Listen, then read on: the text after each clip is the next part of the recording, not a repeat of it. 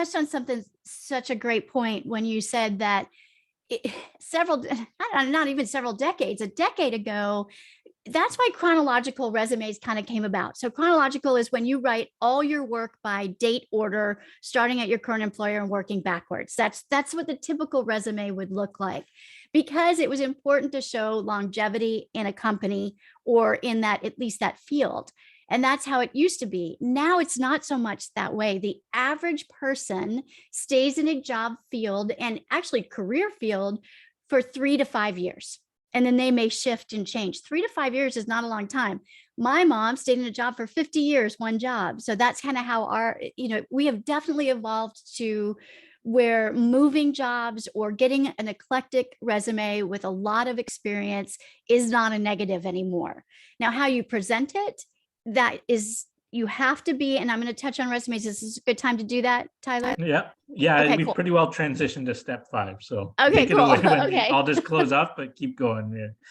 Yeah. So quickly, just to touch on resumes, because like we talked about, I like big picture, but I also am very detail oriented on how to get there. Saying I want to get to this big goal, you have to have those smaller individual goals and a time frame on it. And so resumes is the very first thing you're going to look at when you're facing maybe a job shift. And I always recommend creating a master resume. Now, what a master resume is an entire work of, it could be 7 pages, 8 pages, 10 pages of all of the work you've ever done. So it's just simply listing the employer, the location, the dates you were there, and 4 to 5 main points or skill sets that you used in that job or projects. So you always like to quantify and qualify on a resume. So if you say managed a staff, you really want to say managed a staff of 35, and then list what you did as a manager there. Or if you had a, lead on this project, how much did that project cost? What did it save? What's the money or numbers around it? What did it create for the company? You always want to include that. So you build this big old master resume that you never show to anyone. You just hold on to it. But what's brilliant about it is now when you go to find the job that you want, you have it all written there. So people, when they ever come to me, they're like, I hate writing resumes. It takes like 4 hours. And I'm like, why? No. Build your master. That'll take you a long time. And that's a living, breathing document that you continue to build on every job you have. You just keep adding to it. Once you have it, it's easy. Then when you go to apply for that job, you look very focused at what they're asking for. If they're looking for customer service, if they're looking for management, are they looking for logistics? And you have a skill set, you can just pull it off of that master resume and put it into a target resume. You should write a target resume right along next to the job posting that the company has posted. So writing that resume right off what the company said, use their words, use their verbiage. If they say looking for happy, smiling customer service, and you have customer service and you write provided happy, smiling customer service. And I know that sounds ridiculous, but here's why. Talking about trends, many companies, because of just the whole technology part of where we're at, many companies use a tracking system. And so your resume is not reviewed by a person, it's reviewed by a machine. And the machine's going to look for words that match the job posting to see if you fit for that job. And so it's going to scan for verbiage that it's actually told to scan for, which is going to come out of that job posting. And so in order for your resume to get to the HR desk to be looked at, it needs to emulate what the posting said. And then the second reason for targeting that resume, making it very narrow, making it fit onto what that job posting was, is because once it gets to the hiring manager, they look at resumes for about 8 to 12 seconds, first glance. 8 to 12 seconds. They're just going to skim to see if you have the skill set they're looking for. If you've organized it and are writing it according to that job posting, then they're going to see you have the skill set. You'll go to that, okay, I'm going to relook at this. I'm going to give this a second visit, and you'll get probably a phone call or a 5 to 10 minute interview or something like that. But you have to get it through that tracking system, and you have to get it through that first look. So you have to take that master and bring it down to a target resume. And really quickly, Tyler, I'm going to tell you the 3 types there are. You can Google these to see what they look like. There's a functional, which has no dates on it at all. Functional provides skill set. If you don't have a lot of skill set in a particular area, but you have a lot of work history, you could transfer the skills over where you just say manager. You might put management at the top, and then you'd write 5 or 6 bullets on what you did as a manager. Customer service, 5 or 6 bullets. You don't put it according to job, title, and date. You put it by skill. And then there's the chronological, which we all know, which is going to be by the job. Remember, when you're doing chronological, you're telling them what you did that will fit into their company, not just your history. What did you do that matches what the company needs you to do? So you have to really make sure you're showing the skills they're asking for. And then the third one is a combination. So a combination starts with the base of a functional resume. So it's skill set only. And then at the bottom of the resume, it has a listing of your work history. So it'll be the name and the place and the date that you worked. So I might say customer service, and I can look down at the bottom and see that you worked for several retail stores. So that's kind of a nice combination. Functional is for when you don't have all of the skills you really need for that job. Chronological is when you have a great work history right in the same field that you're applying for. And combination is just that, when you're kind of in the middle. I've got skills that apply, but I haven't exactly worked here. And I want to show the skill set first and then see my work history and my education. So those are 3 very common resumes. And your master is that one big resume that you keep for yourself. Should never be more than 2 pages to an employer. And they're actually kind of getting down to 1 page, but two pages is the max. So kind of an overview there. No, thanks. So you briefly touched on the 1 page, but my other question to you was cover letter. So in my experience, I've always done it, unless they say do not attach a cover letter, I always attach a cover letter. And I love your point, demonstrate what you do, because I would actually take the job description, pull out what I viewed as the 3 key points and say, I meet these points. I would actually put them in bold. Like I do a little intro and put them in bold and say, I meet this, I meet this, I meet this. And I believe it served me well, but what are your thoughts? I agree. I think the cover letter is to entice them to read further. So you don't want to put all your work history and everything, but exactly what Tyler said, you put those really strong bullets on why you're a good fit. And it's very important in your cover letter to be bold. So I just helped a client 2 days ago where she's putting together a government proposal, and she had to have a cover letter and a resume. And she said in her cover letter, this is why I believe I would be a good fit. And we rewrote that. She is a good fit. I am a good fit because of this. And so be very strong and confident in your verbiage in your cover letter. And exactly right, you touch on those key points that they're looking for, and then they want to investigate where they're at. So yeah, absolutely. Cover letters, when they don't ask, I agree, provide it. But be very careful. Read your job description top to bottom, because sometimes they may be specific. And I've talked to a lot of headhunters over the decade that I've worked in this space. And headhunters will do, and those are your employer, your HR people, things like that. They'll do funny things, especially in tech. They'll do it in tech. They'll put something at the bottom of the job posting to see if you read it, that they want you to put specifically into a cover letter. Like something ridiculous, like what is your favorite color? Or something like that, because they want to see that you're detail oriented and that you read the whole thing.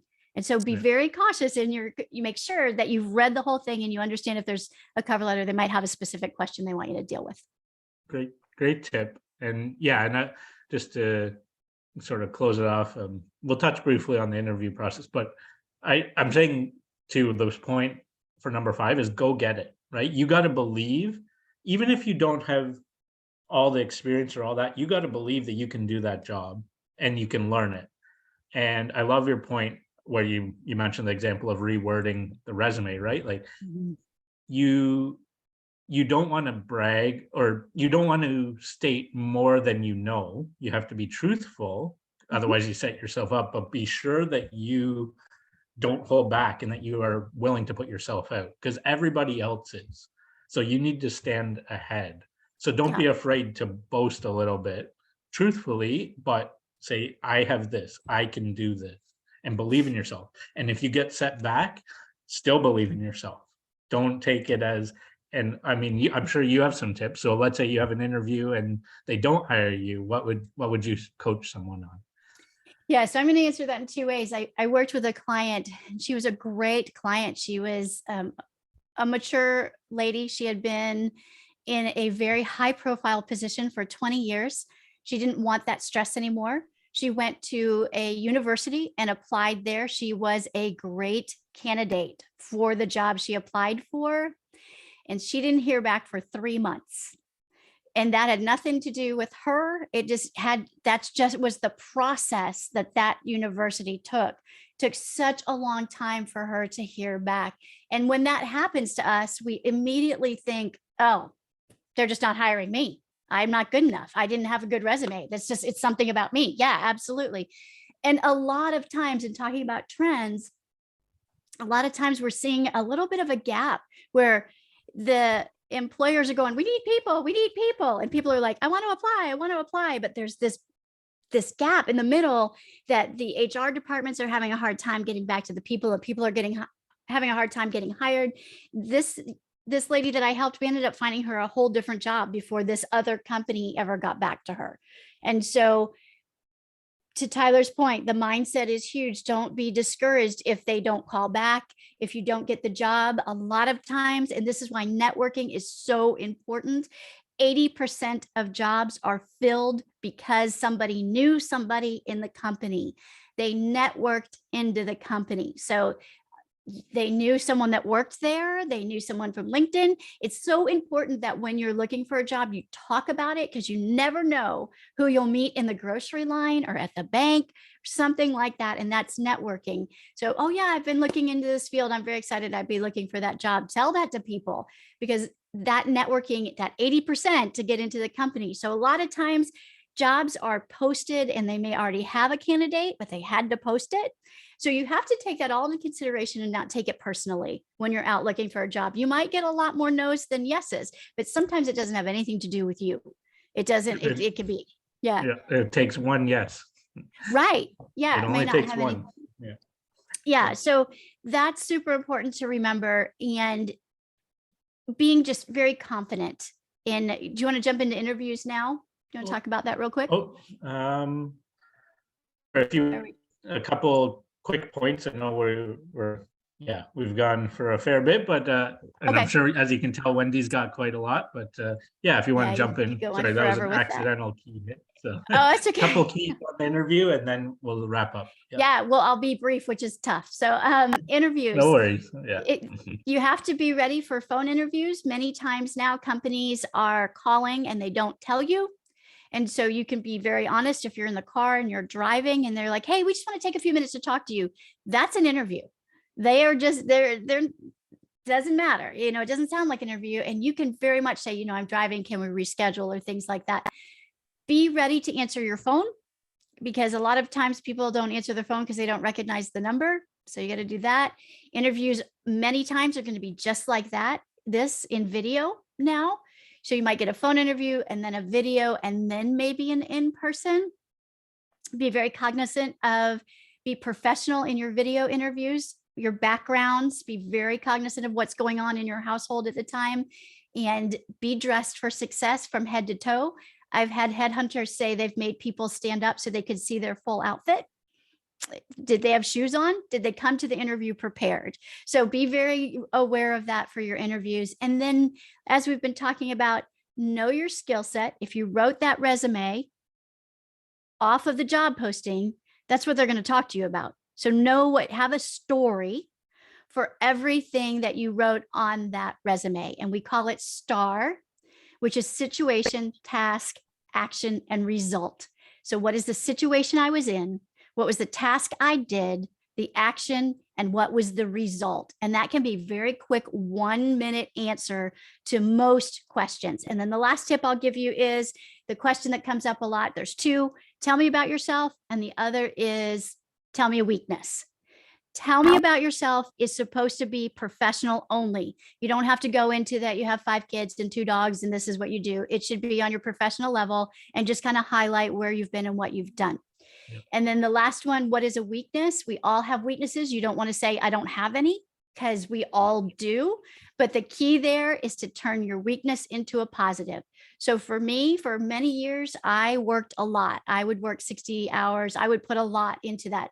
It's not a good work-life balance. When you don't have a good work-life balance, you're not giving 100% to anything. Even though you feel like you're working 100%, you're really not. And so I would tell employers, I get very involved in my work. And sometimes that's not a good work-life balance. And when I recognize that I get too involved, I'm putting in too much time, I make sure I take a break, I take my weekends off, I catch my breath, I know the signs and triggers. So then I'm better, and I can then give a better work product moving forward. So I tell them the weakness, I tell them how I recognize it, I tell them how I fix it. And that's how you can address that question. Yeah, thanks so much, Wendy. And I had heard that star before. I used it in mine, and I know it served me well. And there was a second R even that they What was taught, it? I've never heard that. relevance. And I call it Yes. the cherry on top. So if you do the star, they'll get there. But if you say, and this is why it will help your company. So this is my experience, and this is why it's relevant to you, they'll catch up. I've seen it happen. So I'm a big proponent of that. So yeah, glad to hear. And as you can tell, wealth of knowledge with Wendy, lots of good stuff. And so if somebody has a question, how can they get in touch with you or reach out? Yes, they can reach me through my Facebook page, Speaking Up at Wendy Baird. I can't say my title, sorry. Speaking Up with Wendy Baird-Packard. I am on Facebook and on LinkedIn. And I think I can give that information out to you. You can put it in the comments or whatever, and they can reach me that way. Great. Well, I certainly will share it when we post this, and this will go onto YouTube, so that'll be where you're watching it likely. But if you look in the description below, I'll have some info there. And thank you so much, Wendy. It was always Thanks great. for having me. And for anybody watching, if you do have questions or want to reach out, we're here.